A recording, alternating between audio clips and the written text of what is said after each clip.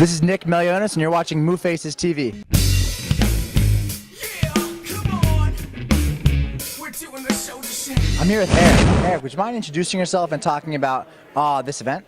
Sure. I'm Erik Ries. I'm author of a book called The Lean Startup, and we are at the, I guess, appropriately named Lean Startup Conference, which has been about 5 days of people taking these ideas, making them their own, learning case studies, talking all about how do we make entrepreneurship more of a science?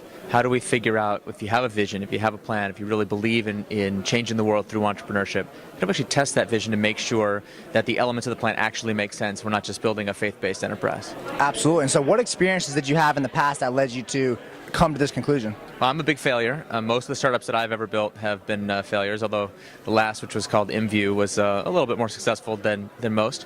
But most of the companies I built failed not because we didn't have a great business plan, not because we didn't build great technology, but because we didn't understand how to translate that plan into a product that customers actually wanted.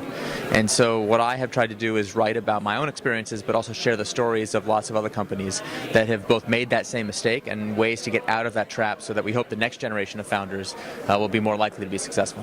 Absolutely. And so of course, entrepreneurship is a big leap. It's something that people hear about ideas and it's amazing because you see an incredible company develop from it, but people don't understand the trials and things involved within that. No, they don't. What happens when you pursue an idea and it fails?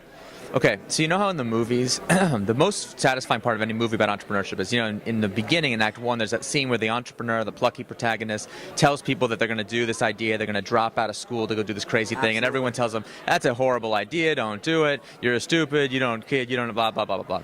Well, in the end, those people come back humiliated, right? Because the founder gets to go back and be like, ha ha, I told you, and now I'm at the real, I told you all, you people, you were wrong, I was right. Well, in real life, here's what actually happens. You still meet those skeptics and cynics, but then your startup fails, and you have to go back, and you have to tell them, you were right. When you said I was being stupid and my idea would never work, you were right. And if you've never been through that, it's really hard to explain just how embarrassing and humiliating it is. It's painful because life is not like the movies. Most startups fail. And if you want to be right all the time, statistically speaking, you should be a cynic. The skeptics are right, most of them. Most new things don't work. But if you want to change the world, you got to be an entrepreneur. That's incredible right there. I don't even know where to begin from that. So what is it? I mean, that right there is obviously just passion filled. What is it that keeps you driving in this tumultuous world out here? Well, I've seen firsthand, and I've met so many people now, thousands of people who work in our modern economy, who right now, as we speak, are working on something that nobody wants. And so their life force, their energy, their creativity, their talent is all being poured into something that is basically a waste of time.